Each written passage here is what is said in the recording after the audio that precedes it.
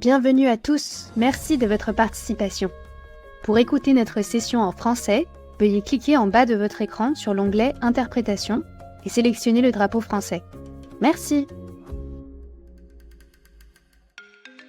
On behalf of ICLEI Africa, the African Center for Cities, Our Future Cities, Surge Africa, and the Red Cross Crescent Climate Center, we are delighted to welcome you to the Rise Africa 2024 Action Festival.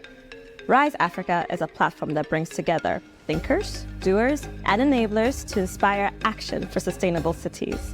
This is our 4th edition of our Rise Africa Action Festival, which brings together insights, practices, and visions from across the continent under this year's theme of Solutions Only, Failures Also. This year's theme provokes us to change the way we view our cities and approach their development, particularly to promote a solutions orientation to our worldview. The festival invites you to embrace different ways of knowing, to seek ways to bridge science, policy, business, and arts in creative ways. It invites you to forge new partnerships, experiment with new concepts and ideas, and drive change in your homes and communities. This year's festival, we are running a social media storm to share how urbanization is happening in Africa, that cities can be centers of possibility, and how we can inspire action for sustainable African cities. Please share these for the days of the festival, including Africa Day, the 25th of May. As is tradition, we invite you to enter this session in a spirit of creativity.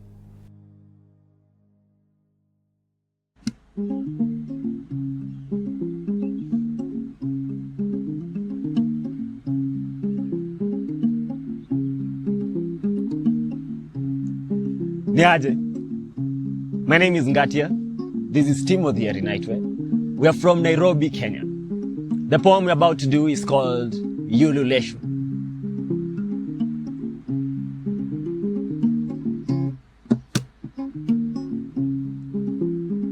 A toast to everyone refueling our reservoirs of joy, choosing to see continuity where endings were declared.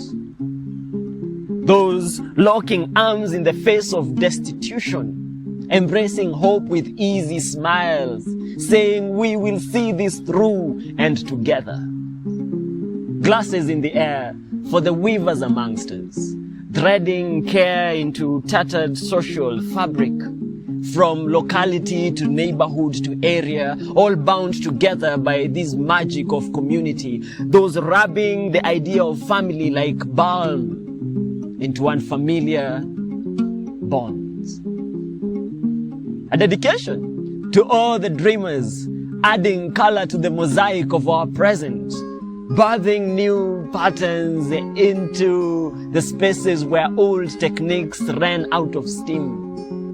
Those rebuilding, rethinking, reloving, reusing, redesigning, rebecoming, and sketching out fresh layers onto cities that were handed to us. May our trail inspire passion in those that follow our footsteps.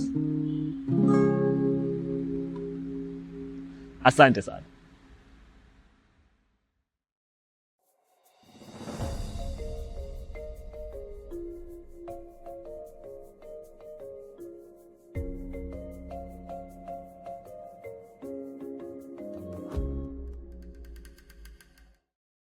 Great, thank you so much, Amy. Hi, everybody. Welcome to the space. Welcome to the session. We are very, very excited to have you here today. Perhaps we can, while you are renaming yourself and doing all the technical things, perhaps you can take a bit of time to, in the chat, to introduce yourself, where you're from, and maybe a sentence of what brings you here today. You know, the session's about futures methodologies and, you know, thinking about future African cities. And I wonder if this is something perhaps that you're currently working with or curious about thinking of the future. So yeah, if you can just add in the chat what brings you here today. I am Jahan Biku. I am a sustainable urban practitioner. Sustainable urban practitioner, as well as a NGFP fellow 2023. I work in the urban space. I work on different thematic areas, working on climate change with cities. I've worked in Africa as well as in Europe, and I've worked across different organizations from government to non-profit, as well as network organizations that bring private closer to the public sector. And I'm joined by my co-host, Solofina Nakesa. I will quickly hand it over to you to give a quick hello and a quick intro, and then we can get started. Oh, no, thanks, Johan. And to me, this is such a great moment, just seeing how we started in this urban space, and now we're exploring it even beyond our work, just to see where we can, how we can contribute to shaping future African cities. So this is such a special moment for me. I'm Solofina Nekesa. I'm an urban sustainability practitioner as well, and trained as an architect. I do have a lot of interest in the growing urban African urban space, and that's where a lot of my work has been. I've worked in both South Africa and in East Africa and Uganda, and so a lot of my work has been around sustainable urbanism, green buildings, and also really starting to explore now futures and foresight, and how we can work to get to a desired future. So I'll hand back to Johan, because I know we're going to hear from ourselves a lot throughout the session. Thanks. So maybe just to ground everybody. So the session forms part of a broader body of work that Solofina and I are sort of exploring as part of our Next Generation Futures Practitioners Fellowship. And it's really focused on addressing the key thematic areas of the fellowship or of the NGFP, specifically around intergenerational fairness, climate change, and just transition, and focusing our work on African cities and thinking about the future. And so our project for this fellowship is called Afro City Aspire, and it's really sort of comes from this challenge of, the way we are currently designing and planning African cities is not sufficiently geared towards addressing the current very complex, very interconnected urban challenges. And it doesn't always necessarily provide this space and opportunity to envision alternative futures that also look from within the continent. Our urban professional practices are still, it still heavily relies on ideas from the global north, and very often takes inspiration from these dominant narratives of what our city should be like or look like, kind of thinking of cities from Tokyo to Dubai to New York, and these practices also often neglect meaningful local consultation and participatory approaches that help us to develop more context-specific solutions to our cities. And so we want to challenge this dominant narrative. And so we embracing alternative methods and systemic approaches for envisioning our cities that leverage more context-specific solutions and that have significant transformative potential to tackle present and future challenges. And so through this project, we are using futures approaches and tools to empower emerging designers and urban practitioners to really be bold in visioning and planning the cities that we want to see in the future, and thinking about how we can tap into our dreams and desires and aspirations for how we want to live, work, and thrive in the cities that we are shaping, and to really own these narratives of African cities. And so this, as I've mentioned, through this project, we'll be using a number of different futures methods and tools, and really looking to spark the imagination, redefine our stories, and embolden us in being daring in shaping the African urban futures that we want to see. And also considering how these futures, visions that we see, can help us to shape the decisions that we make today. And so through our project, we are specifically working with a futures workshop methodology. And we're really keen on, the aspect of tackling exploring complex challenges with a diverse audience. So how can we bring in different participants within these workshops? And it takes on these 4 phases, but specifically preparation, critique, fantasy, and implementation. And so really looking to foster meaning making with the diverse participants, and looking at making, really going deeper into existing challenges and understanding how these leverage points can then help us to think about possible futures that we want to create. So this workshop specifically focuses on the critique phase.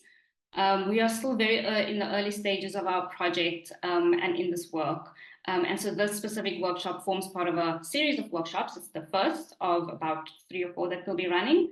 So we invite you to explore this with us. It's part of this process. And we at the end of it, we're looking to develop a futures toolkit that is specific for practitioners in the urban African space. I'll hand over to Solofina to go through the agenda for today.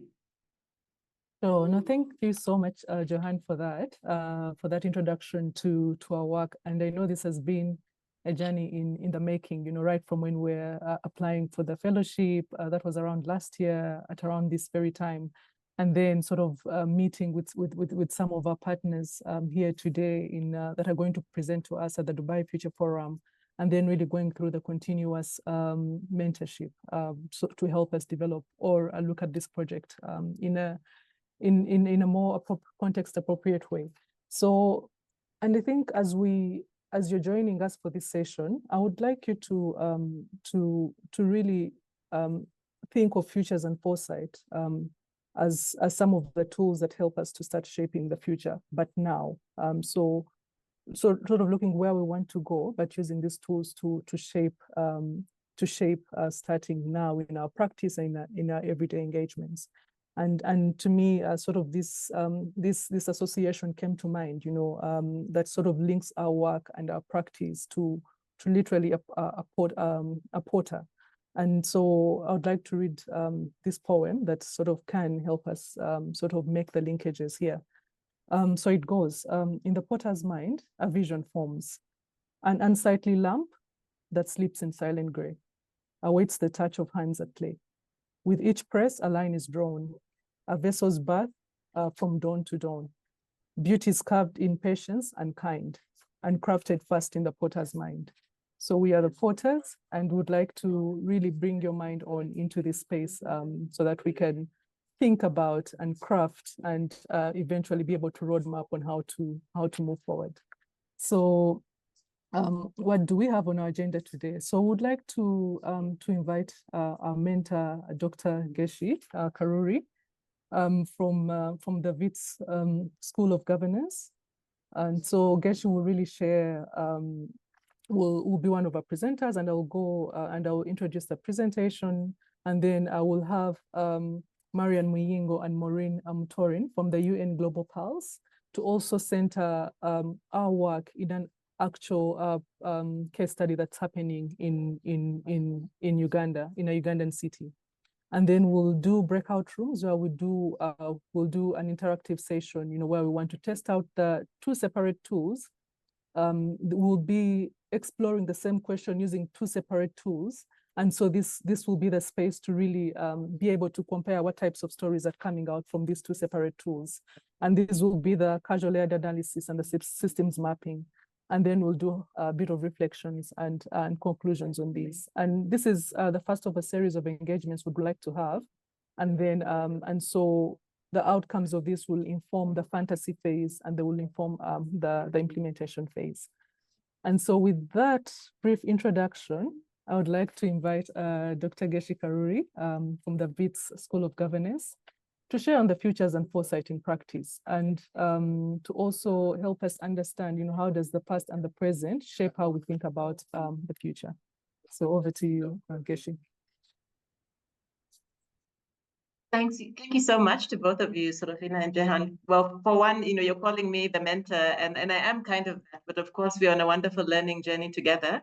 And I really appreciate that, and very excited to see the hard work and thinking that you all have both been doing over the course of the year, now being shared or experimented with in a more public way. And I'm sure it makes you feel very vulnerable, but this is the work. This is the work. So, and very excited to see such a wonderful audience here as well. So my task is simple. I'm not the one in the frying pan. It's really just to help cue in the exercises, the interactive work you'll be doing today. And I'm going to share screen here. I've got a couple of slides. It won't be too long. You don't have to worry. Just, of course, have to find my slide. Okay, here we go. And I'm going to expand that, which I could have done before. Apologies for not being organized enough. But I was asked to queue up a little bit why it's important to use futures and foresight in the way we'll be doing today, but also to kind of answer this question about how the past and present shape the ways in which we think about the future.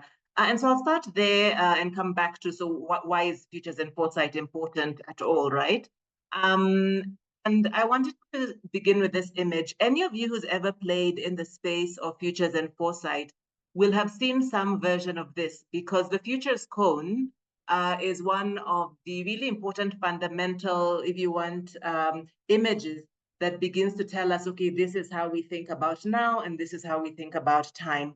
And it's grown over time. I think it has grown in sophistication over time. We used to only talk about, we do futures so that we can think about how we use the future to act better, to be more strategic or to be more agile even in the present. And we used to talk about plausible and probable futures, and you could also do straight line projections, which we all realized is not sufficient. Over time, we began to expand that to talk about possible and even preferred futures, so how we could actually use that to think and make better things. And then more recently, people have begun to go into the wild, preposterous, crazy futures, which has also been interesting and in a way mirrors what many of you or all of you might know as the world of sci-fi, the crazy stuff people can think about, or art, things people can imagine. And that's all interesting and useful. Well, a couple of years ago, when a group of diverse women and I were working on an article, we were talking about what it meant to do futuring in the global south and in Africa in particular, how to link to indigenous knowledges and how to bring that in ways that made us feel more authentic and more contextualized about how we were thinking about the future. And at some point, the futures cone has to come up, because that's how you kind of introduce people to futures and foresight. And we were so dissatisfied. I remember even just reading drafts of this thing, and I was like, guys, I can't, it doesn't fit. There's something wrong with this in terms of how even I think about the future. Well, in that article, we ended up talking about baobab trees. I had just come from Zimbabwe and seen these amazing baobab trees. You can't even tell which are the roots and which are the branches sometimes, because some of them just look like upside down trees. I mean, they really get mangled and crazy. And I brought that into the conversation, and we talked about conceptions of time. And among us, somebody from the Amazon, and she actually liked the idea of baobabizing time, because they talk about Amazonizing things. And here I was talking about baobabizing things.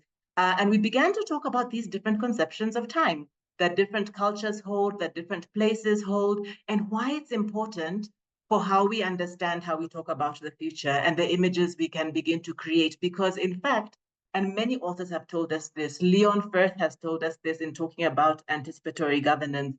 Sohail Inayatullah, often when he talks about the metaphoric basis, the narrative basis for the stories we tell about the future, talks about this. If you believe time is only linear, if you believe the past is one story and not one, as you can see here, that has hidden parts, it has stolen parts, it has unknown parts, it has secret parts, it has uncertain parts. And if you can't see that we don't occupy the same present, then you probably can't understand that we would imagine very different futures. And there are many different ways of imagining how we get to these very different futures. Some might be sankofic, and that's a very African thing, to understand that we look back in order to look forward. Some might be completely disconnected, and their conceptions of time like that. Some might be circular. And so what we ended up writing into the article was actually this. We talked about the entangled time tree as for us being much more useful than just talking about the future as a time cone that goes in one direction. Now, why is this useful? And I thought the best way to answer that was this is not an advertorial, I promise my mentees, I'm not trying to steal your show. But it's just an example. So Cityscapes has actually taken that idea of the time tree and used it to create a game called Time Warp. So it's in a project called The Box that hasn't come out yet. So I hope they don't mind me. Well, I know they don't mind. I asked for permission to just sort of mention this. But what they're doing is using the idea of the entangled time tree to bring it into a game that allows people to imagine different urbanisms, different neighborhoods, different communities, by beginning to tell a story about the neighborhood that is collective intelligence. So it is people in discussion with each other, as you will be today, but people also understanding that we can have and bring in these different conceptions, and it gives us different, and here's the big bang final slide, it gives us different narrative starting points. It allows us to imagine. And I love so much the poem that Solo just began with, because that point about, I just added this, of course, just now, in the potter's mind is exactly where it starts.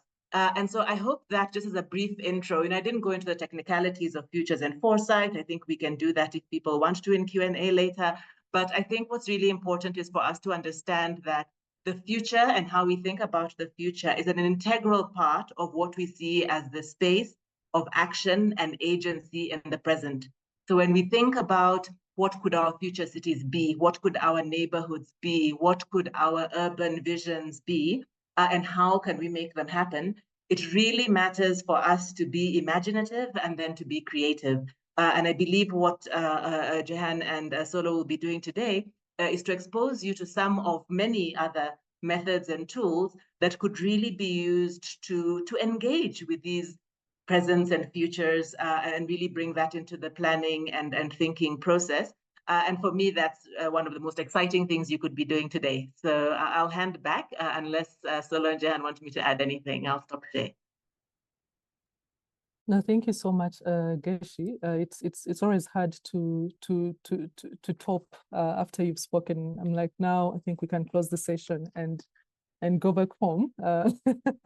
But thank you so much for that. And to me, when the first time we encountered the entangled time tree, it was a very eye-opening moment, because I think in my journey, and I think we did reflect on it with Johan, is that we always thought present to the future, and it's that one future, and to me it took away that tension and anxiety of designing that one future, but to really explore what is the potential, and based on a certain history, based on a certain present, we can explore different sort of possibilities in different urban spaces within even the same context. So I think, to me, let that free you to think based on the different possibilities that a place can have. So thank you very much for that. Yeah. So I would like to invite Maureen and Mariam from UN Global Pulse. And to me, it's we made the connection during the Dubai Future Forum. And what was fascinating was that this, there was practice that was happening that is trying to really to explore futures and foresight while embedding it in context, and also sort of trying to explore and implement a project. And so I thought they would sort of provide a great space and platform to reflect on how that process is going, one that is actually sort of looking at implementation. So I'll hand over to you, and thank you so much for joining our session. Yeah.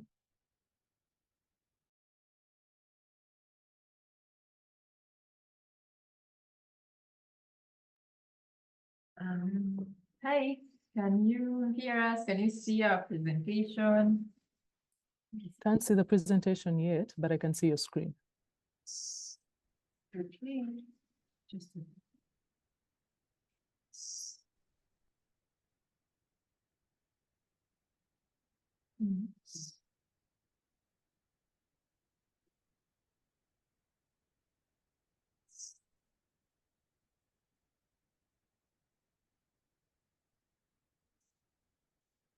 Okay, you should be able to see the presentation now, right? Yes, can see it. Thanks. Okay, perfect. And maybe if you could switch the camera.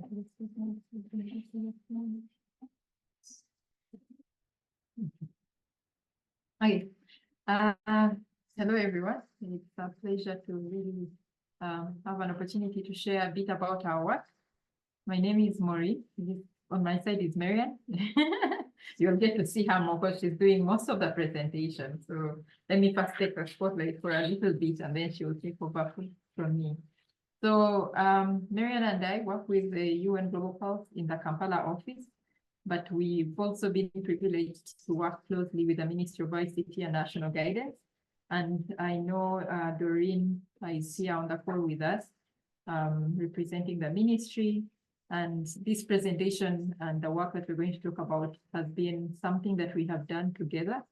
And she'll be able to, if at the end we have questions, she'll be able to help answer some of them in case they are directed to the government.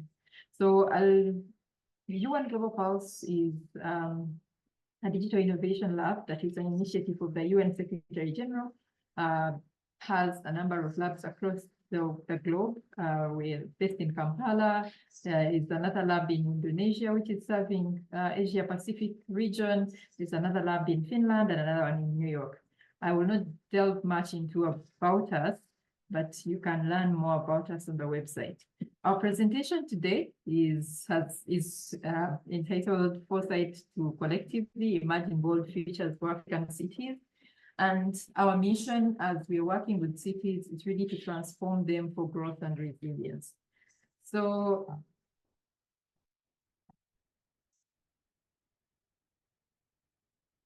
okay, so this is going to be the outline of our presentation. I'll give you a little bit of a background about Foresight, the Foresight work that we're doing in Kampala and how we got started. And then Marian will take you through a case study for Ginger, and if time allows, give you an overview of other work that we have done using Futures and Foresight, and then also show you a bit of a way we're trying to blend Futures and Foresight with innovative communication in order to really reach, because our mission is to create awareness and build trust in the public. So why Foresight? We recognize as a country that there is a critical need for data, and it's an asset if we're going to transformatively develop Uganda. But it so happens that we have challenges in our data ecosystem in Uganda. In fact, it is fragmented, as we have learned from our previous studies that we have done in the country. And so some of the key challenges that we face as a country, a lack of a comprehensive data governance framework, there's a low data use culture, our data is isolated, and the efforts around using data are isolated, and many other issues that we published in a report that we did earlier on, I think last year, which was looking at data exchanges in the country. And so faced with this challenge, we thought the best way to approach it was to get several stakeholders on board to talk about the same thing. And so that's where Futures and Foresight really came in. We thought it would help us to bring stakeholders together. How? By initiating dialogue, we're able to get many people, not just talking, but also imagining the future where there are changes in the way that we relate with data and AI and big data and all these 4IR technologies that are coming up. And then we also thought that by engaging, we'll be able to uncover underlying issues and be able to build trust. In the long run, our goal is to build trust in the area of data utilization, data sharing, and everything to do with data. So that's how we begin using Futures and Foresight. So to give you maybe a little bit of a glimpse of some of the activities that we have done so far, we have done vision building with cities, and we've also done a data ecosystem mapping exercise where we have uncovered challenges and opportunities. So what would happen is we started convening people in small and big groups to engage them on different Futures and Foresight methodologies, and then start engaging around data. So for example, during the Foresight retreat, what we're looking at was the possible future for Uganda in the area of data sharing. What if actually stakeholders started sharing data? So here we convened people from different backgrounds, academia, government, civil society, and all that. And then we talked about data sharing. And one of the things that was discussed was actually cities was one of the case studies. We also discussed the future of data sharing for tourism, the future of data sharing for migration, and then the future of data sharing for cities. What you're looking at is a result of the vision building exercise that was done by group 3 that looked at cities, and they were able to come up with their vision statement, some of the aspirations, the challenges and the enablers, but also look at what are some of the bold things that they're going to take on to actually start using, to start looking at sharing data as an enabler and rather not a challenge.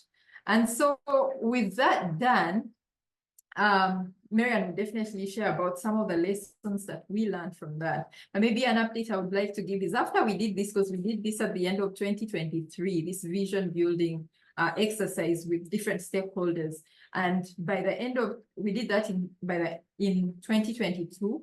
And by the end of 2023, last year, we managed to start on a real case study with one of the cities, which is Ginger City. And that's what Marian is going to take you through. She will take you through the Ginger case study and the few activities that we have done. We really can't say that we have advanced so much yet, but we have started the engagements, and they are features and foresight driven, because we are getting stakeholders to start imagining and start looking at the challenges that are around them and imagine possible solutions with a lens of data, because that's the area that we are looking at right now. And if time allows, she'll also take you through about how we are also trying to use features and foresight to build an anticipatory and resilient national data strategy, an activity that we're really excited about because it was our first to do with features and foresight.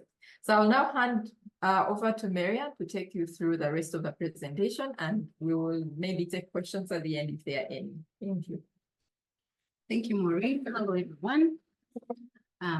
Good to be here. So from that, our case study is Ginger City.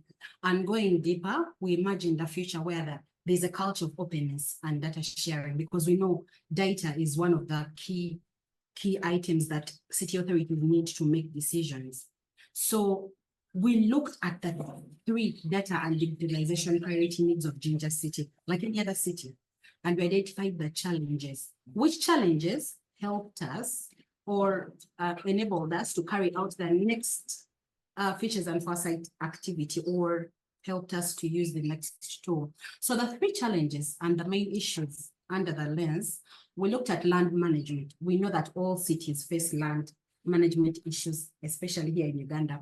Then, as you can see, the first group was handling that challenge. Then the second was handling lack of integration and harmonization of data. And the third was looking at need to aid revenue collection. What happened after that? We go on to the workshop activity under features and foresight. After identifying those 3 challenges, we went into mapping that data ecosystem. What happened here? We identified the actors, who are the stakeholders, the people who collect and produce data. We looked at the data assets. What do they collect? Those are the assets. This is a language used in foresight under mapping, by the way.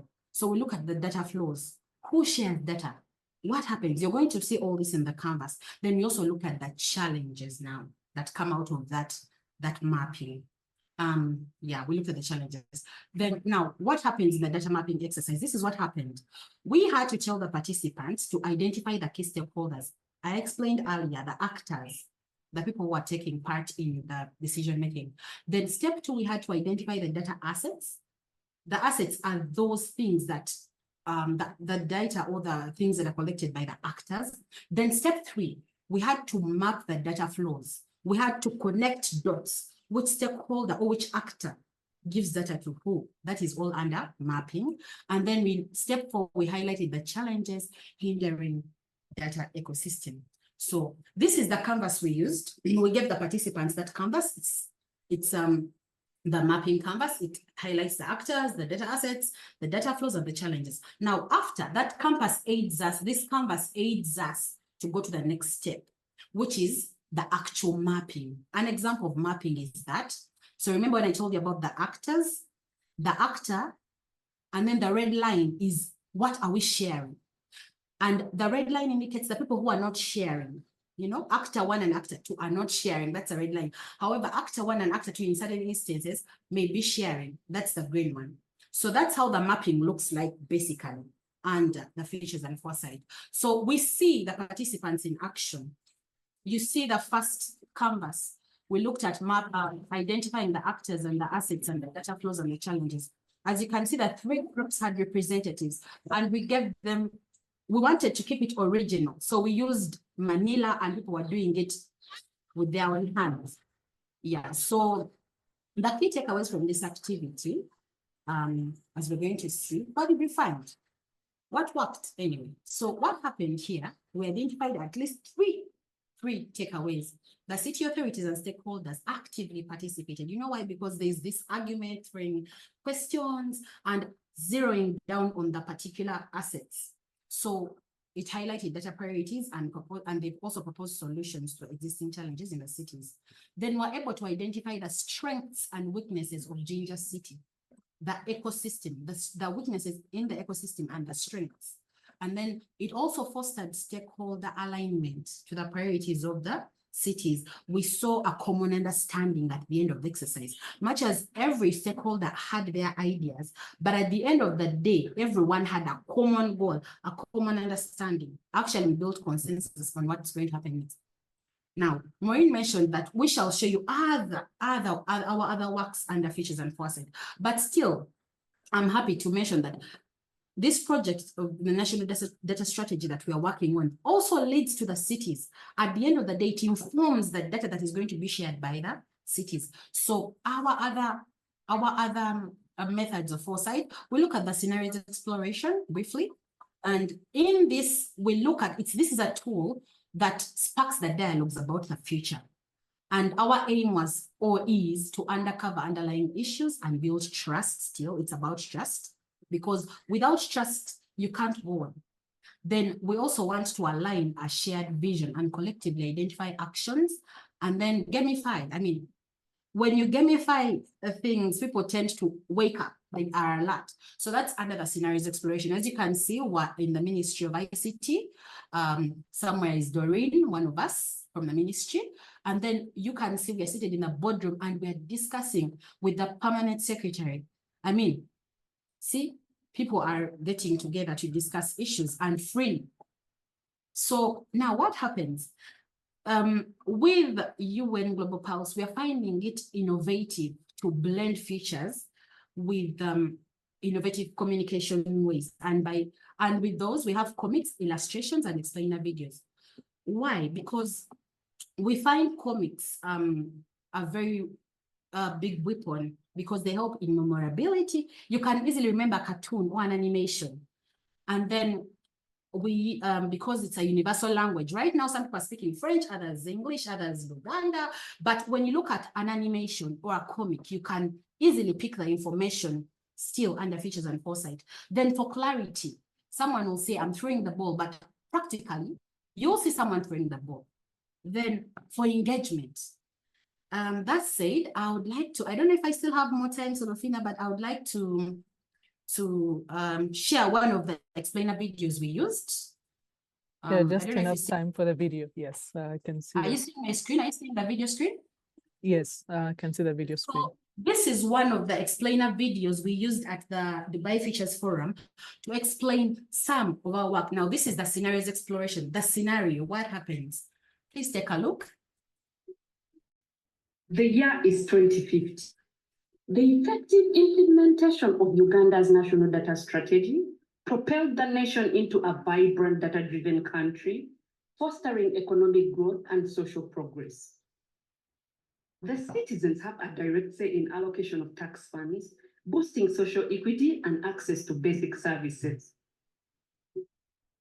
Uganda's investment in ICT infrastructure has paid off, with data infrastructure now reaching every corner of the country. Thriving data-driven startups become magnets for investments, creating a fertile ground for employment, innovation hubs, and research centers.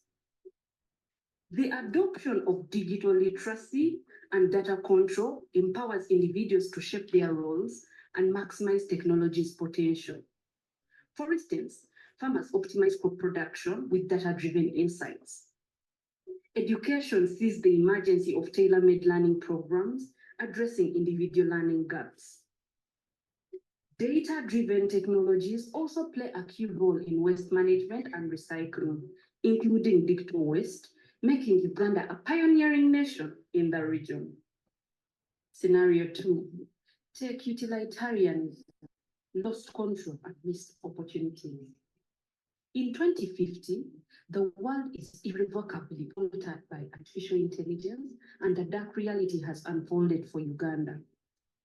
AI has evolved into a cold, all-encompassing superintelligence with superior capabilities stretching across many aspects, including intelligence, cognition, social skills, and creativity.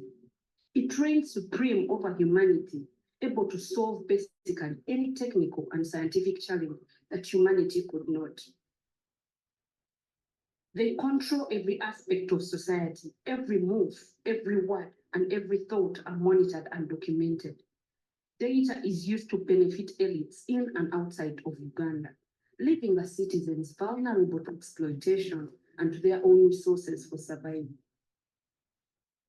Citizens acknowledge the price they pay, surrendering their privacy and autonomy in exchange for basic services and goods critical for survival.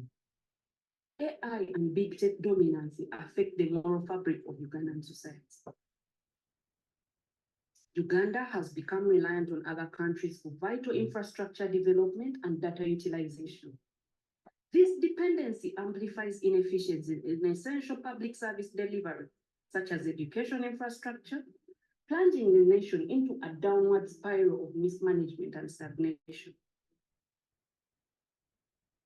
Technology development in the country is primarily driven and controlled by international private companies, leading to a concentration of power and influence in the hands of these entities.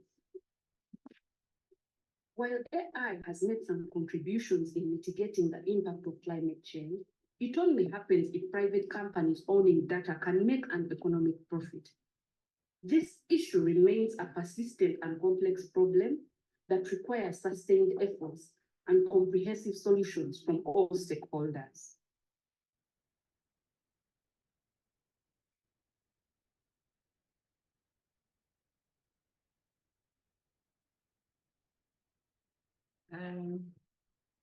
So yeah, that's the video. Okay, I thought I was muted, sorry. So that is the video. That is one of the illustrator videos that we're using to drive the features and foresight.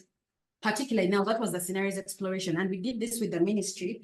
And one of the key stakeholders, the permanent secretary, really loved it and encouraged us actually to keep doing this with even other stakeholders, and we intend to go forward with these ideas. So I now you can understand what exactly Scenario one. That you can easily understand. This is how we portray the scenarios, and by the time you play the game, you know what we're exactly talking about. I would like to introduce to call back Maureen to wrap up this, and then yeah, is it possible to wrap up in 30 seconds so that we can also invite some engagement? Yeah, thanks. Yeah, thank you. So thank you very much for the opportunity again to share this. I think just to say that our next steps is we plan to do the same activity that we did in Jinja in another city called Fort Portal.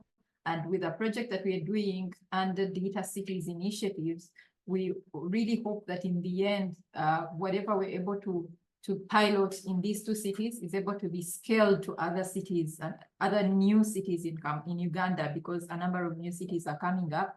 And yeah, so those are some of the approaches that we continue trying out. Nothing yet to say that we are experts yet, but we are practicing with our stakeholders, and it's been really helpful to see how we get to use features and Foresight. So I'll stop here, and I don't know if there are any questions, or our time is well spent that we can't even take any questions. No, thank you so much, Marian and Maureen. And I think really the first time I engaged with the video and your work was eye-opening, in the sense that there was an openness on looking at, you know, different scenarios open, you know, what could go right, what could go wrong. And I think in that sense, it does help us to to be able to plan for both scenarios or other scenarios that could come up. So it did present an openness about looking at possibilities. And also, I think in the way it was shared, it helps to relate to different audiences. So thank you so much for that. And so with that, I'll hand over to Johan, and then we'll go into maybe a Q&A, but then also getting to know you in the session and how and how you're using Futures and Foresight. Thanks. Great, thanks so much. And thanks for the great presentations to also just set the scene and ground us and yeah, give us some more information about that. So I think we're going to get into a bit of an interactive part now and get everyone engaged in thinking of futures. And I think, Solfina, you started sharing. Can you share the screen again, please?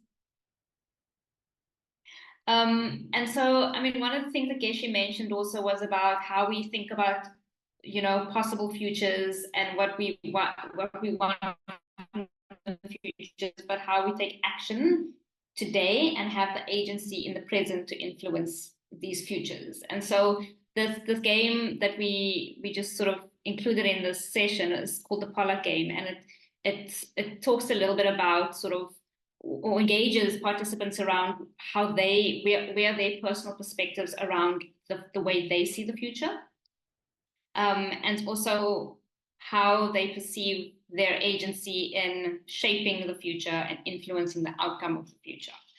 And so it's also just a great way to read the room and see from everyone in the room, you know, where we all stand, because, you know, everyone is at a different place, and these things possibly also change between now and tomorrow, or in a week's time, or in a year's time. So depending on you know, your active work. So I will invite everyone to join us on the Miro board. I don't know if a link has been shared yet. Let me just have a look.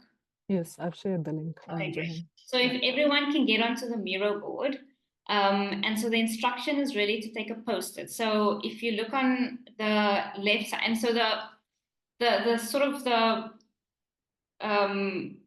the sentence that I would like you to engage with is, how do you see the future of urban African cities in the next 10 years? So thinking about 2035, and is it good? Is it amazing? Is it bad? Is it a bit rough? And what is your sense of agency in shaping the future of African cities? And so if you look at the top quadrant, it really sort of shows, you know, it's sort of a more optimistic lens and shows a little bit of, you know, the fact that your outlook is bright and you feel like that you do have more agency and power to shape it and to influence the outcome as well. And then the bottom quadrant really looks at maybe your outlook is a little bit not, you know, the future is bleak, and you also maybe don't really see yourself as having agency to make change. So yeah, I invite you to take a post-it, think about the way you see the future in the next 10 years, and your sense of agency. And also, if possible, to write a sentence around your perspective and your stance on this. We can take a bit of a pause here. Yes. And then maybe Johan, in the meantime, if Yes. there's, because Geshe is leaving us, and also Marian will be leaving us. If anyone has a question, as we're putting some inputs on the board, please do share these questions with either Geshe or the team from UNGP.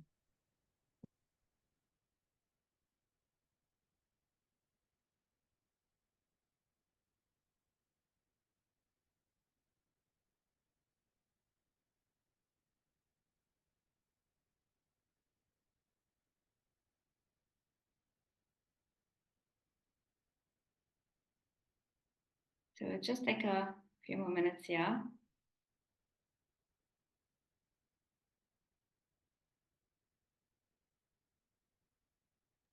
We have one question from Blake Robinson. Sure. So, I think you can unmute. Go for it, Blake.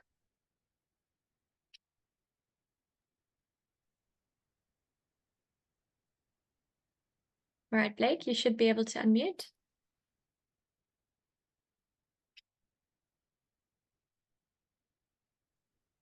There we go. Thank you very much for the inspiring presentations. I wanted to find out a bit more about the Kampala Ugandan work. I noticed in the presentation that you showed 2 different scenarios, and I was wondering if multiple other scenarios had been explored as well. Because I know when dealing with futures, it's always good to try and open up as many possibilities as possible. And I was wondering if that was the result of a process that had been narrowed down to 2 from multiple ones, or if you deliberately decided to do 2 quite opposite extremes in terms of what the futures might be like.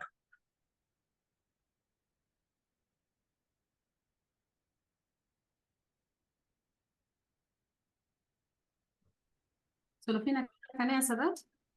Yeah, go for it. Go for it.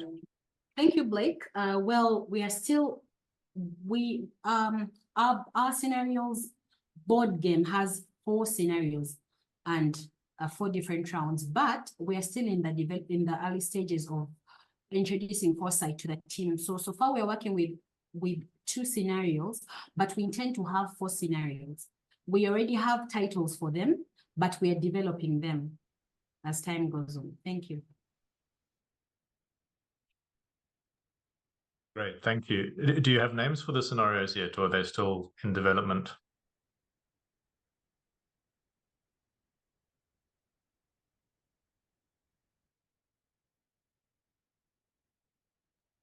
Yes, Maureen. Sorry, like we're still in development, but no names yet. We're trying to craft like some of these. Thank you.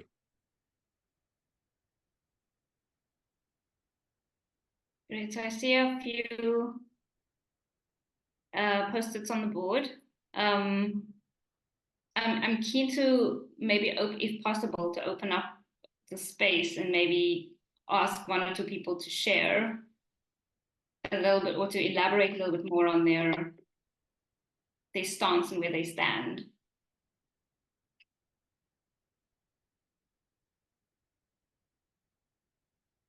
Would anybody like to share?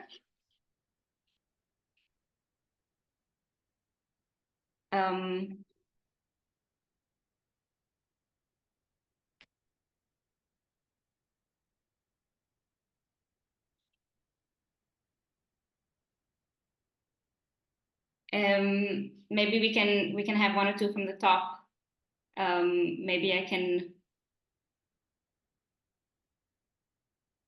ask maybe Sheila to reflect on a little bit of sort of her work and reflect on sort of,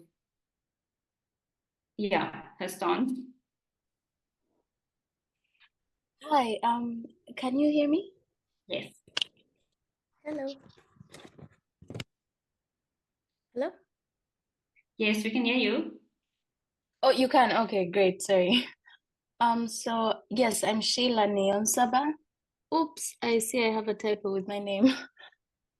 So my background is in planning, and I'm currently doing my master's degree, and I worked for 4 years with Design Without Borders. I think some might be familiar with the organization, but basically we use participatory approaches, working with communities to design products and services that are really, at the end of the day, contextually relevant for the users that are going to use them. And in light of this, I think community participation is something that should strongly be leveraged in planning. A lot of the time we have policies that are implemented that affect the lives of so many communities. And on one hand, you have community participation that's done as, a check on a box. It just ticks a box that yes, we engage with communities. But then at the end of the day, it's not reflected in the projects that are implemented. It doesn't reflect their needs, their challenges. And I think if this can be enhanced, and it's amazing to see the work being done in Ginger, for example, and if community participation is something that can be leveraged in that way, I think the future would really, really be bright. And at the same time, I think I wanted to comment on, as we imagine the future, I think many times developing countries have been caught up in a sort of race to catch up to other nations and trying to achieve what they are achieving. And it's a race that we do not, or that we should approach in a different way. We have different challenges, we have different priorities for our communities. And as we push towards a brighter urban cities in Africa, I think that's something that we should keep in mind. Yeah, Thanks. I think that's it. Okay, thanks so much for sharing your story. And I think, I think sometimes, I think sometimes when we think about agency also, it's you know, the things that we have an influence on. So sometimes where you are placed or where you're working or how much impact you have possibly in the community, or you know, working directly with citizens or with companies or whatever, you know, you sometimes the agency, the future seems different and brighter, and the age, you know, you feel like you have an agency to make a difference. But perhaps if you know, when thinking of things that are out of your control, you know, there's a few, like I see some post-its near around sort of the power structures and the corruption, and it does sometimes feel debilitating. And I think that also affects how you see your agency, because these are such deep-rooted systems that we're trying to dismantle. And so, yeah, so it is quite interesting to see also where you place yourself, whether it's in your individual space and the work that you're doing, or, you know, looking at it more broadly in terms of, you know, world views, world systems, and things that are shaping the way our cities are now. Would anyone else like to share? Yes, I can see Bezir. Bezir's Yes. hand is raised. Yeah. Go for it.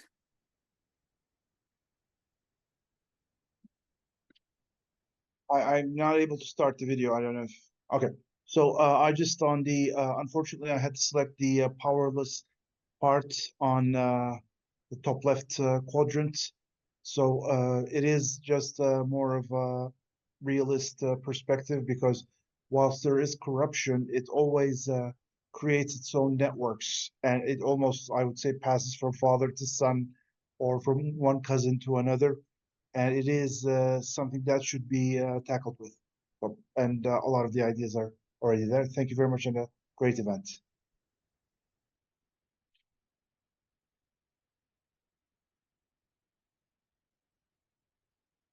No, thanks, Bezi, for that. And I think a lot of times during urban practice, I've found myself in this space. You know, when you start implementation, it's always, you know, like it feels like the starting point, especially in African cities where you have layers and layers of complications on top of each other. But I think one thing that has been interesting, especially even during this festival and what we've seen, like in the different sessions or even in the different interactions we've had, is that we've started with pockets of experimentation that's happening, you know, and that sort of, yes, they rely on the whole system, but not entirely. So it's pockets of innovators in different spaces. And ideally is that, you know, you have these little pockets sort of growing and growing into some sort of ecosystem. And to me, that has been some sort of a way to make me feel better about shaping the future and how we think about it, is that once we have these different pockets of innovation, hopefully then it starts to tackle mindsets at a smaller scale that sort of can keep on growing. But I really do relate with your sentiment, you know, when I'm faced with a huge challenge of, hey, we need to make change. But I think it always takes me back to places, little pockets of innovation that are happening. And to me, that's why I'm so much for piloting, for experimenting as ways of starting to engage in space, because once something works, you're testing a scenario, then that helps with expansion and growth and that sort of thing. But I think to me, that's maybe not ideal world, but yeah, that's how I approach it. Thank you very much, and it is a great start. And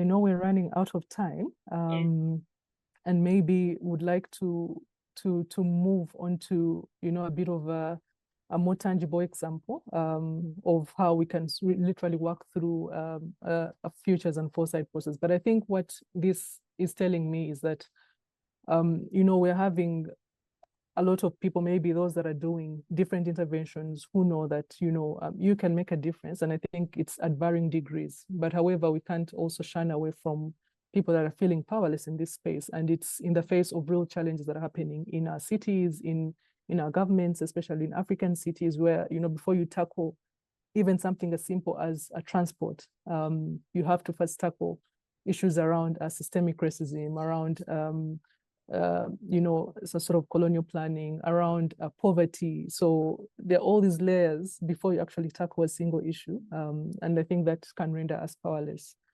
And I hope in this exercise that we're going into, I really want to call upon you to be potters, so that you're starting to, something feels big, but let's look at those leverage points. But of course, starting with how we're thinking about where we want to go. And I know this session is going to focus around, it's a fictional city called Naji City. And so what we want to do with this is to explore what are the possible futures of the Naji Smart City in 2040. And because of the strategic location of this city, we want to use sustainable tourism as a catalyst for its transition to that sort of sustainable future. And I think these are images sort of picked from different scenarios of the present of some African cities, and to sort of help create that image of what Naji City is at the moment, and we've also tried to compile a bit of history to give it a face. So this is a riverine city located around the River Nile, and located around also one of the largest freshwater lakes. This was a city that, one strategically located, that used to have a railway infrastructure, but has been dilapidated over time and is no longer functioning. This is a city that is, because of the size, you could say it's a growing city. And then so in terms of what activities are sort of done in the city, it's around cash crop agriculture, but then you also have a lot of small scale agriculture, especially for household use, but also for informal trading. The city was once an industrial giant, but it has collapsed, and it was because around issues, limited energy access, infrastructure that is not functional anymore, and so in terms of, like I mentioned, around the socio-economic, this was a colonially planned city. And then you have a lot of informal trading happening. You have small-scale agriculture. You have also some cash crop growing happening there. And I think in terms of population, this is to really give you a bit of an understanding of the size. It's about 500 people staying here. And then maybe in terms of economy, I've talked about this. And then so tourism, and because of the strategic location of the city, it should be able to draw in a lot of local and international tourists, but it's currently not because of the challenges. However, tourism does offer a very strategic point in which the city can transform to sustainability. And so that is the background of the city that we're trying to work with. And I think with that, we would like to break out into two separate rooms, and we're going to work on two separate methodologies. So one is systems mapping, and one is causal layered analysis. And so the breakout is going to be very much equal from the different people here. And then I think we'll take about between 25 to 30 minutes here, and then we'll go through really the process of reflecting on the issues, trying to pull out what are the different variables on this issue, and then trying to map it.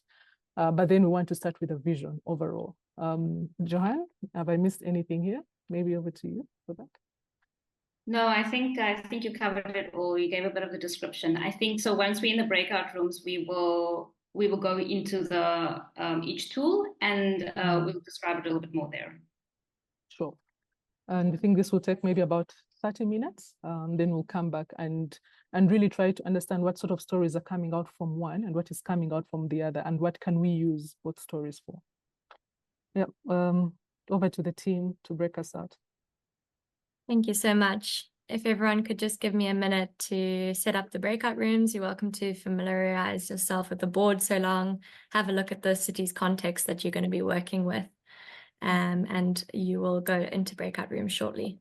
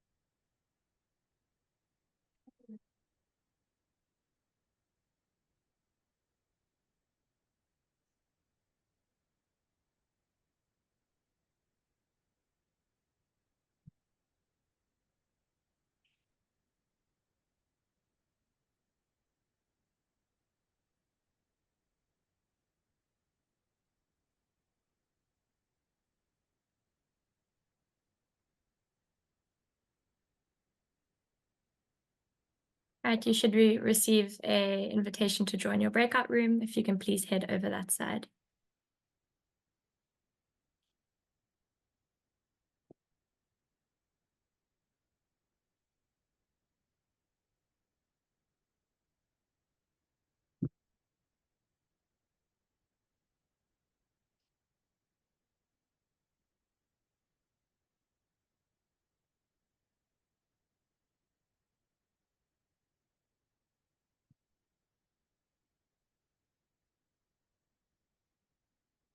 Okay. Great. Okay, I don't know if people are still leaving. This looks to be roughly it. Great. Hi, everybody. At the moment. I'll start with Sheila. Hello, yes, I'm Sheila Nyonsabak, currently doing my master's degree in urban planning from the University of Dundee in Scotland. So and I've worked at welcome. Design Without Borders for 4 years. I All right, can't thanks. omit that fact. All right. Perfect. Welcome. Afru.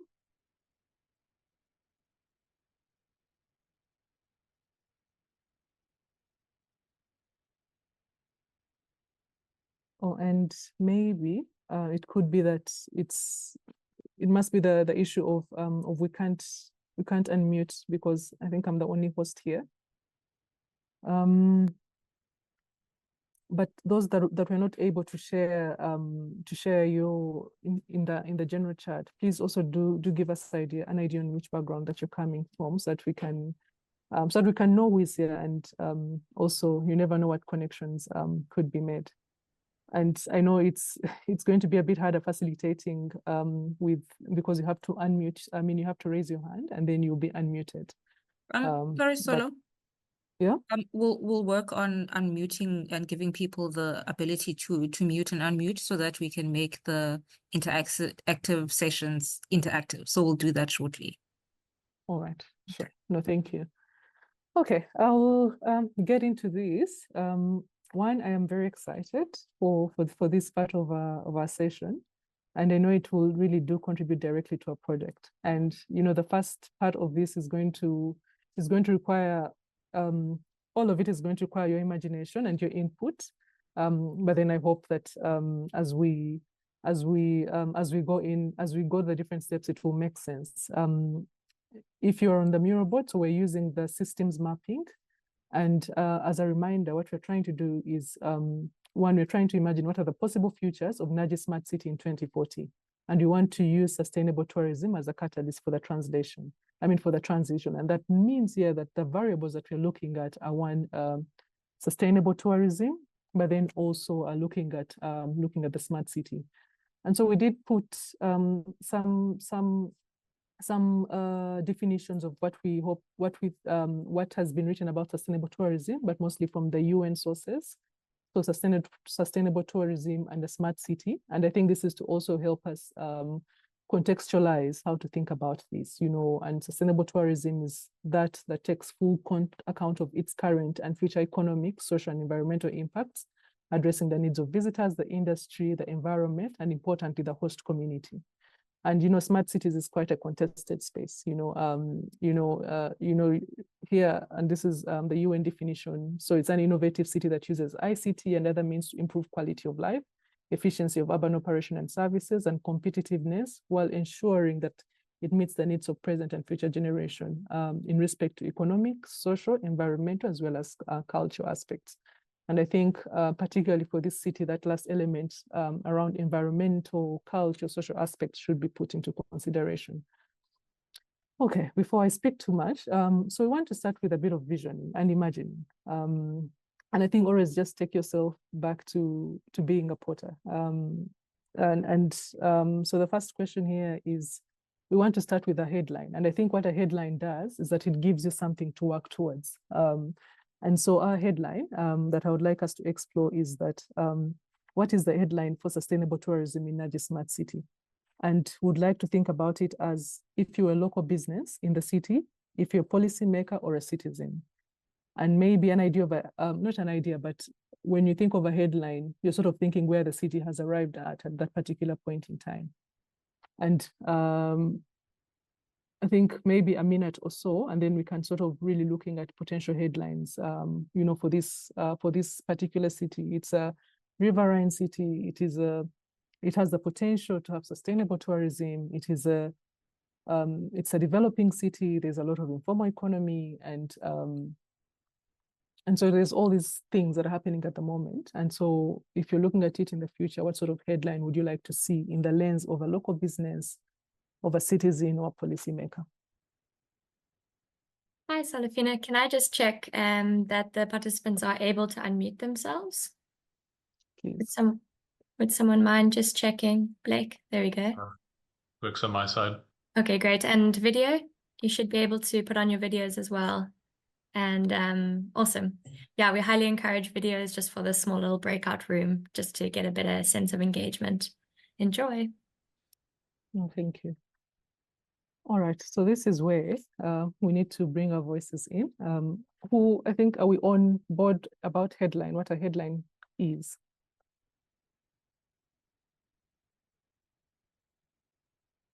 Yeah, so I mean, we're looking at a kind of tourism headline, that's something that will attract people to the city. Yes, some sort of, yes, it's a headline, but then also where the city has reached in 2040. Like, what is the end goal of all this? Where we want to go in 2040? And so what is that headline? What does that look like in Ginger? In Naji, sorry.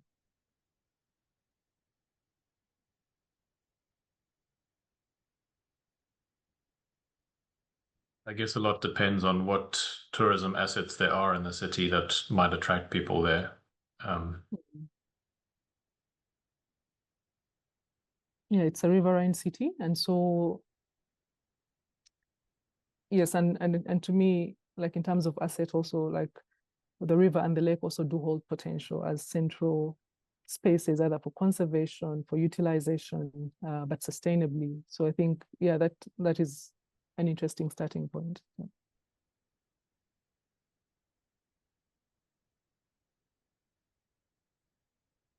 Okay.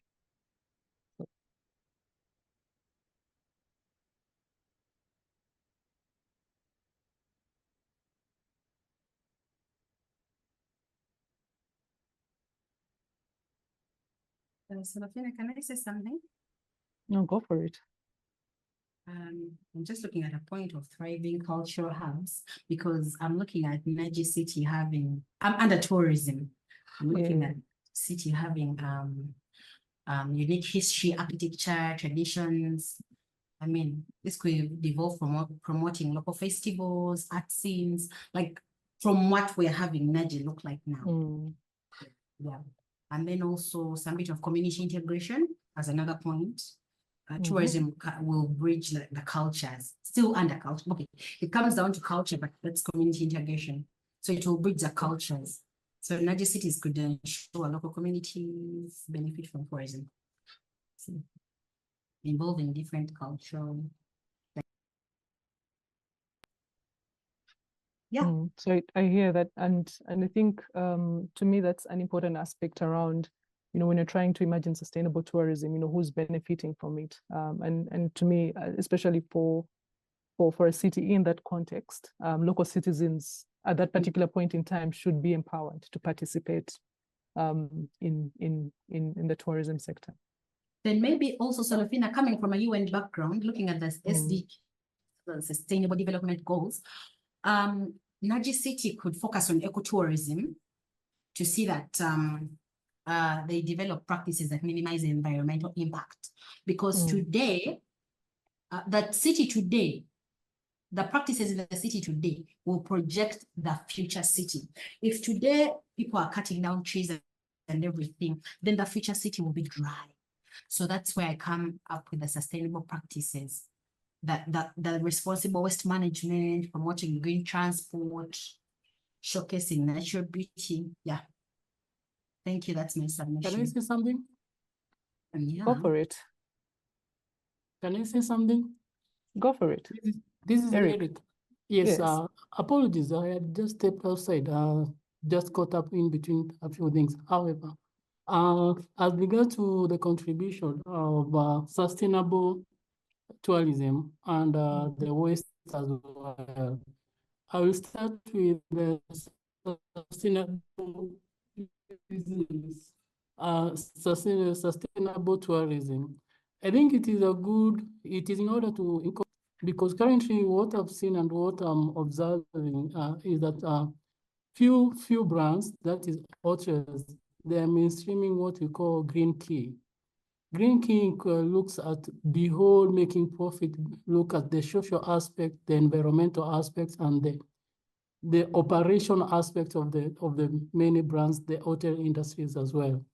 When you look at the waste, sustainable waste, again, it is in order to incorporate sustainable waste in this conversation, because I will give a case in Kenya whereby the recent flooding has affected, in particular, the waste pickers, and by nature of their job description, they have been affected in multiple ways. They have lost their jobs, and they have also lost their households. So in this case, incorporating waste management, sustainable tourism in the design of cities, right from the ideation and commercialization of the ideas and everything, it's in order, because we also need their contribution in this conversation as we roll out the planning. So no, that is really key, and I think to me it does have very multiple linkages here, because it's speaking about one, the green infrastructure and the conservation there, but then also green infrastructure in the terms of that is resilient, because remember, this is a riverine city. We're having changes in climate, and so this city, as it's developing, it should be able to have resilient infrastructure that can respond to changes that may happen for its location. So I think I will highlight as that. well. Yes, and also go for it. we also need to look at how we can we also need to look at how we can accommodate pedestrian walk, cycling in these aspects, just to decarbonize the cities in various ways. Remember, the aspects of the traditional transportation system has been accused to contribute to the climate change that we are suffering from. How do we decarbonize the transport sector? It is by adopting renewable e-mobility kind of solution.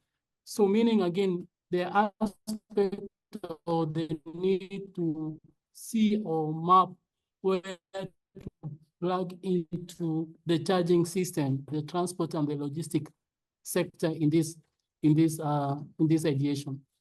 Thank you. Okay, and so what you're saying is that because we want to be a smart city, that even right now in the planning, we should be able to start incorporating aspects around getting the city to be an e-city, with e-services sort of already being done at this planning phase. everything as solution get rolled out, it is in order for her to approach this issue holistically, because resources will be needed, both finances and human capital. Space will be needed.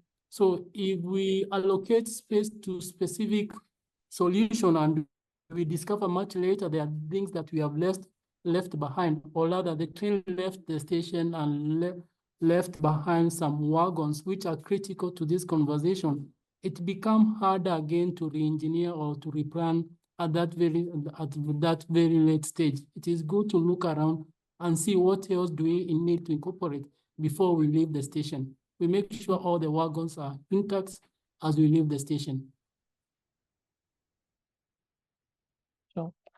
All right, and I know this we could sort of take a while in this space, but to me, when we're talking about headline, and I think this is you know, as we're also exploring a futures journey, when we're talking about headline, it's really picking out those key things that that speak to the sort of city that we want. And to me, because of the variables here, which is the location, the type of economic activity that could potentially benefit, you know, here what we're pulling out is aspects around, you know, ecotourism should be key. We have a thriving culture hub. We have empowered citizens that can participate in the tourism economy. We do have resilient infrastructure. And I think when we're trying to make that headline, we should be able to make those linkages across. Anything else to add in terms of headline, and before we move on into mapping those variables? What about sorry? Financing and policies. Financing or funding policies and technology as well. Okay, so now what you're now talking about is variables. Because remember, to get to this place where we have ecotourism, where we have culture, where we have empowered citizens, there are tangible things that need to be done. And now that is where you come in. But I would like you to be very specific. When we talk about policies, what sort of policies can drive sustainable tourism? And also what sort of technologies are key to drive sustainable tourism?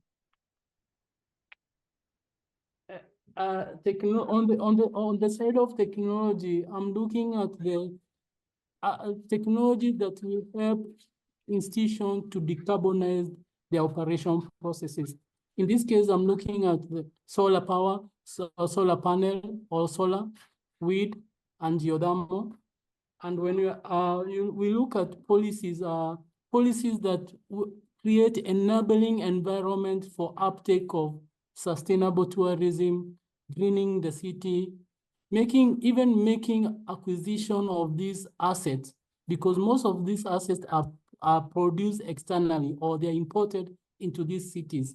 How do we make investors able to bring on board these technologies and solutions seamlessly?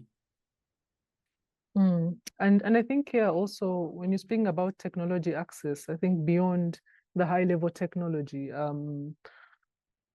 also technology at the citizen level, like what can citizens use technology for in this space? You know, is it to access, you know, to sell goods on certain platforms, you know, that the city has created? Is it technology that is going to be used to for governance?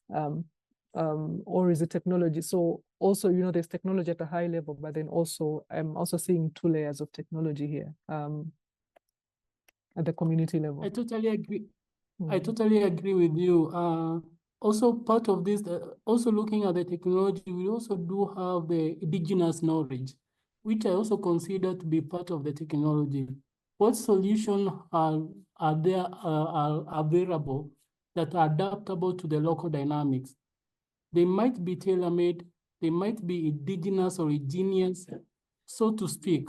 So they constitute part of the technology that you are talking about. The simple solution that we have around that are not that costly in this case. And I think you're also bringing in, yes, go for it. I have a point. I don't know if he's done. I'm sorry. Yeah, I have to pitch it. No, go for it. You know, when you have a burning point and you don't want it to go. So let it burn through the screen. I'm looking at the policies and regulations in, are we particularly looking at Naji? Yeah. Yes. So supportive policies like environmental protection, tax breaks, and other friendly businesses and limitation on tourist numbers can encourage sustainable practices. Yeah.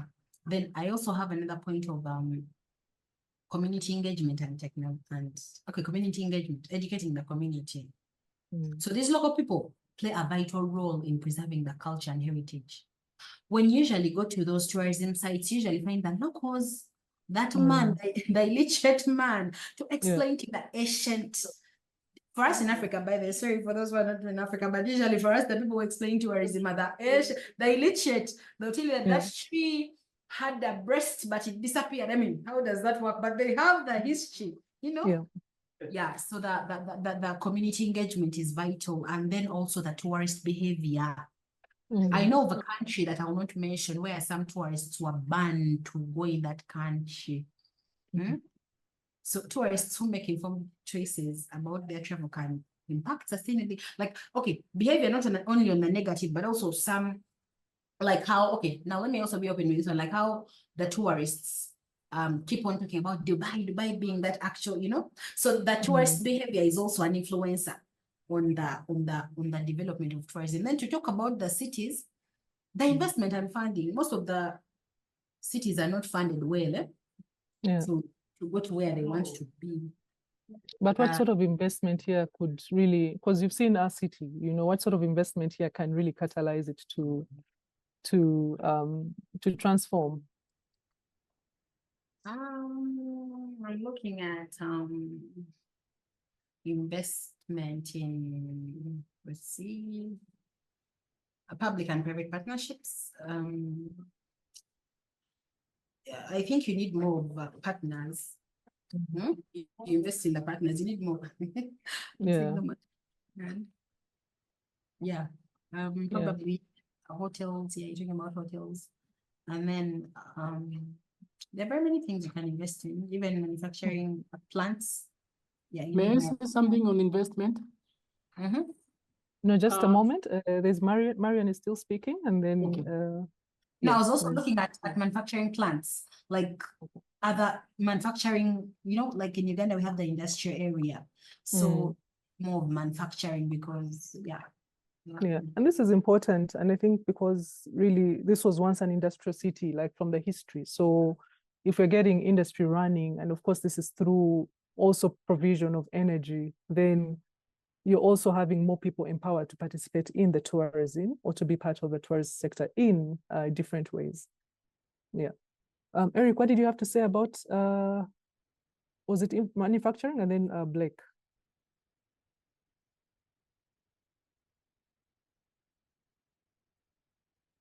Eric? Okay, maybe in the meantime, yes, Blake? I'm saying I look at investment in two ways. Investments that are tailored to funding vertical infrastructure as well as horizontal infrastructure. As you've what is that? As you have indicated there, the manufacturing part of it is critical, as well as also the investment to the human capital, increasing capacities of the human resource within this space, because all this manufacturing, they need human capital to drive them. Okay, that's noted. Maybe I'll come after. I'll come after Blake. I have something also. Blake, go for it.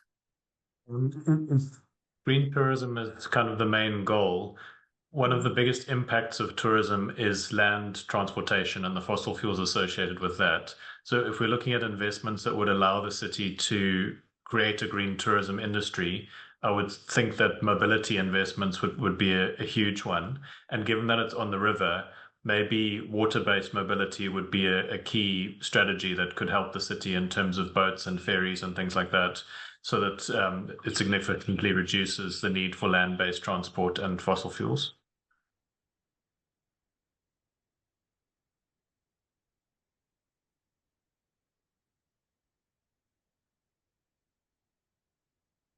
Yes, and then also, and it's Bongiwe, and then Sheila. Okay. Thanks, Solo. I think as around the policies would be policies relating to access and benefit sharing, especially where biodiversity related aspects to tourism are concerned, just as a way to kind of ensure equity and access. And talking about communities, traditional knowledge holders, and all of those people, traditional leaders as well, in such contexts.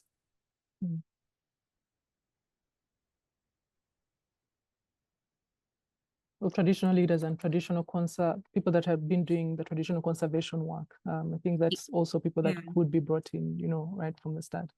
And then Sheila? After Sheila, Solophine, I have a point. Yes, go for it after Sheila. Okay. Let me attempt to see how I look on this camera. Okay, not too bad. I put a sticky note here. Okay, another variable I was thinking about was the one before the one where my cursor is thinking about the sort of urban design principles that would enable a thriving tourist city. So because we know tourists like to walk around, you need that active mobility infrastructure provided to support. And I mean, the best thing is that this city is located along a riverside. Imagine if people could accessibly walk around with those amazing views of the green and blue spaces that are around. So I think that has to do with the street layouts that are going into that, the provisions for active mobility for people to walk and cycle around, an enhanced public realm where people can spend more time in the city. A lot of the time people go into a place that is vibrant, but it's like they just pass through. But having spaces that encourage people to actually stay within those spaces. And then I was thinking about technology also to increase visibility of local businesses. So having the platforms that they can engage with a wider audience and promote their businesses and their craft and their products. So that's through technology. And then can you also please add something around technology, especially in the visibility, really playing around with the technology, but then also maybe the on ground, but really using the technology as a holding place. And I know we're running out of time. Maybe Marian, I have one. come in. Yes. Yeah, so mine is about data security. Actually, we're working on a national data strategy in Uganda. We, as the UN Global Pulse and the Ministry of ICT, are trying to develop this. But one thing I've noticed, if there is no data security and privacy, it will affect the tourists and the cities as well. The data being shared, the vast data collected and being shared has to be managed well to promote public trust. I would give an example, but that there's no time. Most tourists fear going in certain countries because, they ask questions like, okay, for example, you're going with your boyfriend and then they ask, are you married and all that kind of stuff. And just on the lower end, but all in all, data security and privacy. And I know what you're talking about, Maureen, especially in Uganda, how intrusive data can be, and you don't even know what this data is going to be used for. I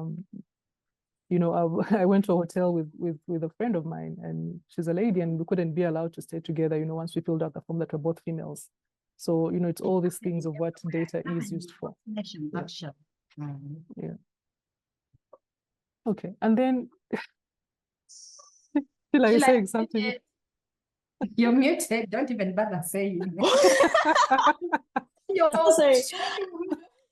I was just emphasizing the fact that trust is something that needs to be built when it comes to the data that's being collected. So how do we ensure trust as we push for data?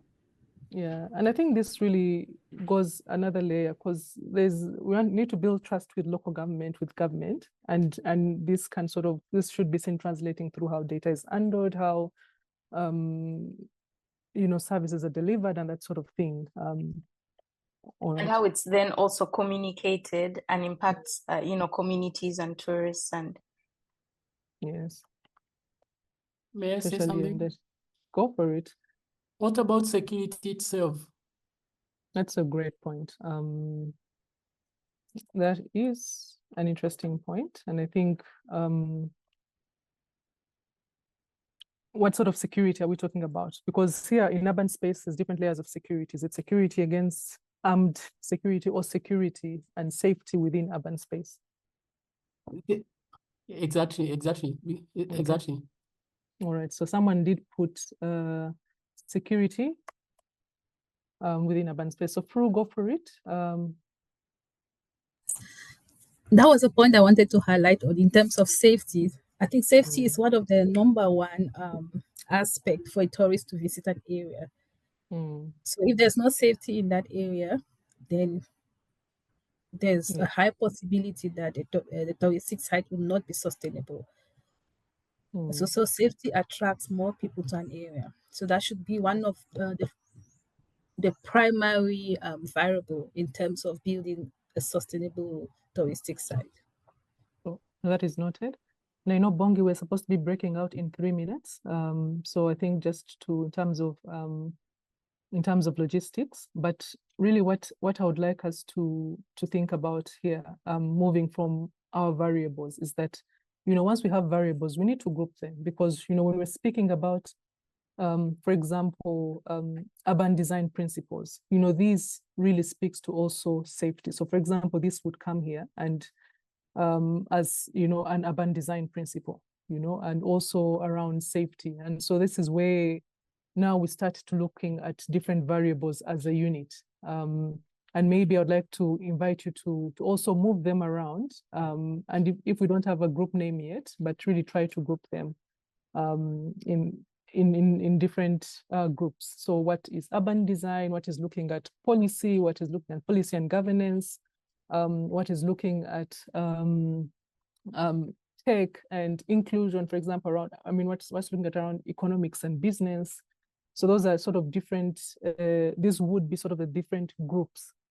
And I know, because we may not have a lot of time to complete this, but I would like to share an example of, for example, what was done in Hawaii around quality of life. And to me, Hawaii did present such a good example, because we're looking at almost the same things, improving quality of life, looking at tourism at the center, and how were they able to map systems. And I think if you can follow us in our upcoming engagements, we want to get to that level of systems mapping and sort of identifying leverage points in the system.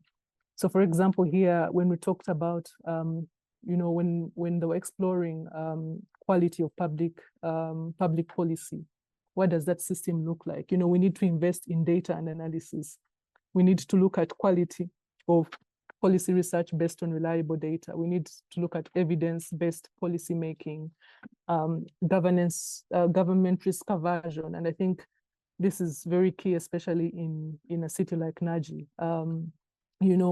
Looking at, faith and trust in government, this is something that we've highlighted. And I think that now you can see where it could lie. It could lie under governance, where we look at honest and diverse input. So that's sort of generally participation in shaping this, investment in data and analysis. So all of this should be able to influence the quality of public policy.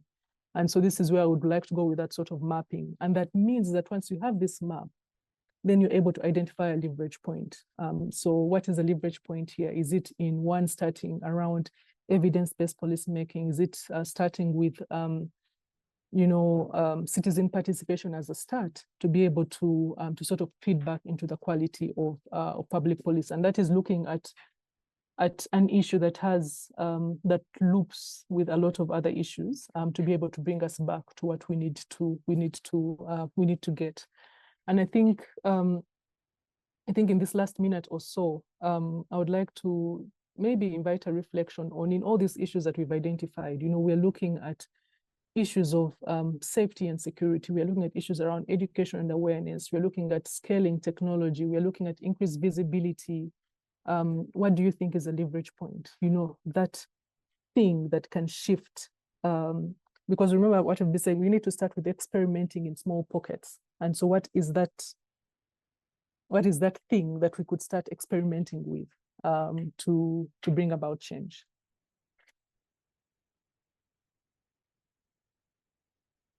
Any thoughts?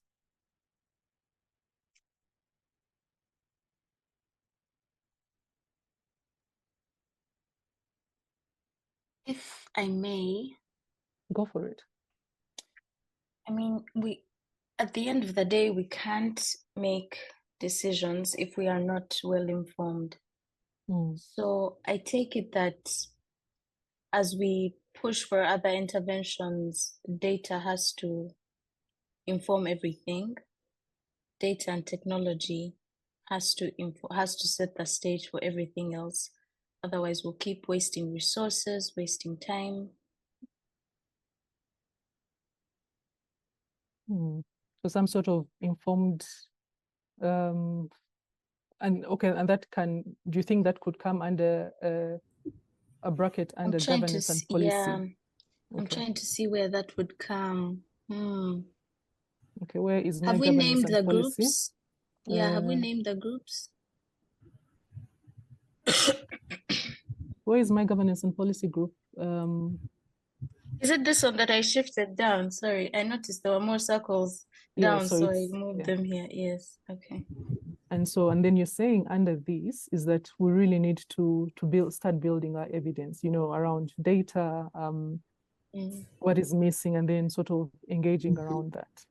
Okay. However, we are so set back with the issue of fragmented data.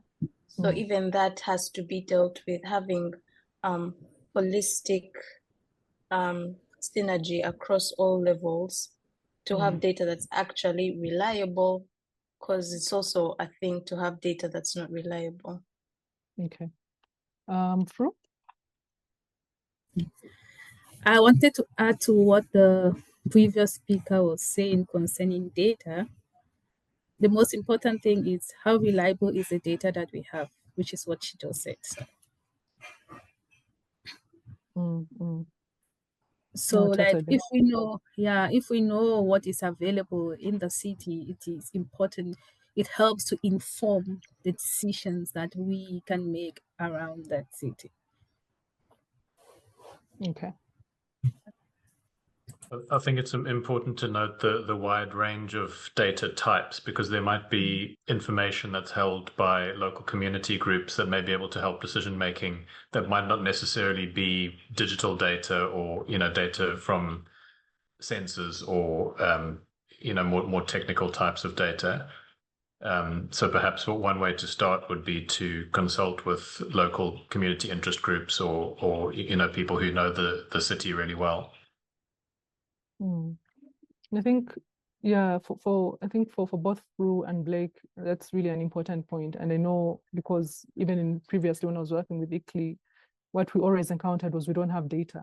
But, don't we have numbers? Maybe we don't have numbers, but data is around us, and we can capture it in different ways, in pictures, in interviews, in, all those sort of give us the data. But I think we should divorce ourselves from that rigidity of data being just numbers, but data can come through in different ways. So I think that's a really important point. And it can also create wealth in terms of what data is seen and what data is shown. Yeah. All right. Okay, so we're leaving. We will probably be kicked into the main room shortly. Yeah. So we're going, and thanks everyone for the discussion. And I know it was rushed, but if you could give us maybe 5 more minutes for us to close off, and you can see what's coming from the different groups so that you can get an idea of what tools.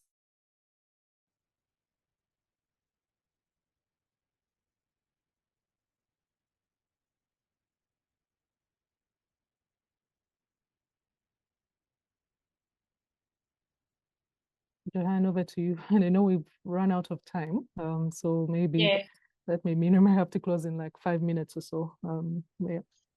Yeah, I'm thinking maybe. Nous sommes vraiment à court de temps. Il faudra qu'on finisse dans les 5 minutes. Donc, pour les exercices et les outils qui sont utilisés, peut-être il y a quelqu'un qui... That stood out for them as a sort of a reflection on, the exercises.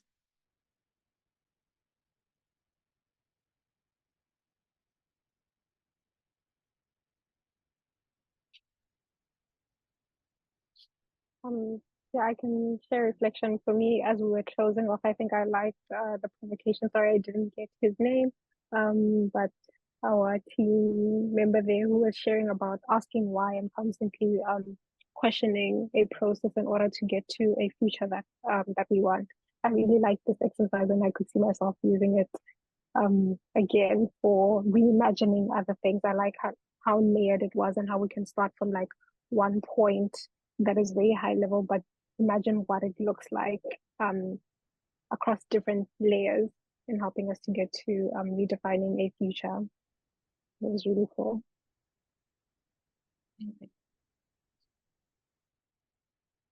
Yeah, so there were a few different headlines, I guess, for 2040. Most of them very, very positive around how tourism can support the local economy, can really drive ecotourism and sort of shape, infrastructural aspects of the city. And then, yeah, going down deep into the layers to understand sort of how can this, what makes this possible. So it was very interesting to go through the different layers. I don't know if anyone else to share. I know Albert was there also. I'm not sure if you want to share. You're welcome to if you want to. Yeah, thanks. So I think the exercise is really useful, and it was definitely challenging us to kind of think at a deeper level. And of course, this was sort of our own perspective, but what would be interesting is, asking this for in future processes for ourselves. I think that would be really useful. And I do think that it's what was useful in our particular case. There was also sort of the negative, not negative, but just maybe like a check or a realistic perspective also put on the table around what the negative impacts could be, which of course is useful. Thanks.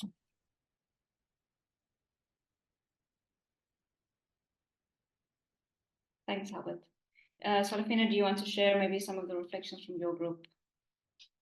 Yeah, I think what's standing out is like literally when we look at underlying factors, they're also crossing over the other side. So I think in a way, it's different tools. So I'm seeing also here a lot of, there's very interesting connections that are coming through, but I think let's go to the other side and see how it's looking. But I know incentives on policy change did come through. Ecotourism network and infrastructure were also strong on the other side. So let's see what's happening here.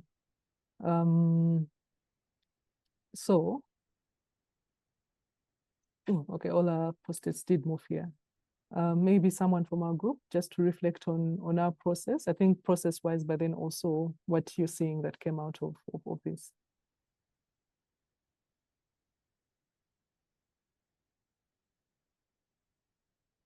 Sheila, Marian? Marian.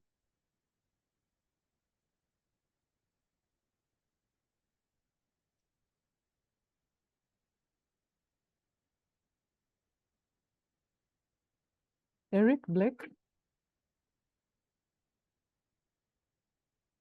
Pardon? Do you want to say something around our process here? Well, I will say something, and I'm open for your support as well. Let me say once again, thank you for giving me this opportunity and also for joining you in this ideation and contribution. As we go to sustainable cities, looking at it from the tourism side of the equation, well, in this space and in this day and age, the world has become a village, and tourism is forming or is becoming a critical part to the growth of the local economy. And as you can see from our analysis, we have keyed in a number of topical issues that we take note of that will influence the driving of the tourism sector in different ways, like security, data, the security as well, governance and policy. These are some of the critical topical issues that need to be looked at or looked at to enhance or to make sustainable tourism become sustainable and driving and of benefit to the local economy and stakeholders. Thank you. you've unmuted. Did you want to add on? Okay. I wanted to add to that in terms of, we looked at the issue around data. We need to have a reliable information that can inform practitioners of the needs and what the impact we need to create must be informed by the need of that city or area. And I think there was an important addition there from Blake and everyone present, that, you know, we need to look at data beyond numbers, but really looking at what other forms of data can exist to help us make decisions, especially qualitative data that you can get through speaking to people that stay in the areas, that you can capture through photography, through you know, all these different means, so that you get a wholesome picture of what's in a certain space when you actually don't have the numbers that say so. So yeah, I think that's it. I'll just hand over to Johan to close. But thank you so much, everyone, for really participating with us. And I think for us, it's to pull this together to be able to take us to a place of more fantasy. And yeah, over to you, Johan.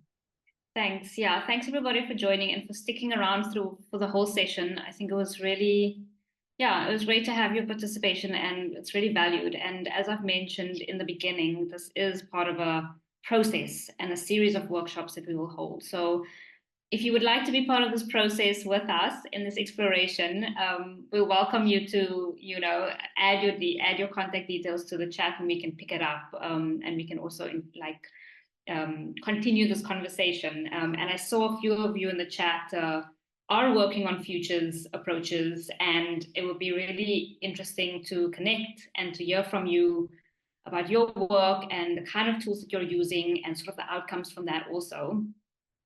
So another point of connection. So yeah, I guess if you want to put your details in the chat, you're welcome to. Otherwise, I mean, we can try and connect in a different way if that's better. But otherwise, yeah, thank you very much for everybody, to everybody for participating. And we super over time, so I think we can close the session. Thank you, and bye. Thanks for your time. Thank you. Bye. Thanks so much, everybody. Thank you. Thank you so much to our hosts of the session and to the rapporteurs.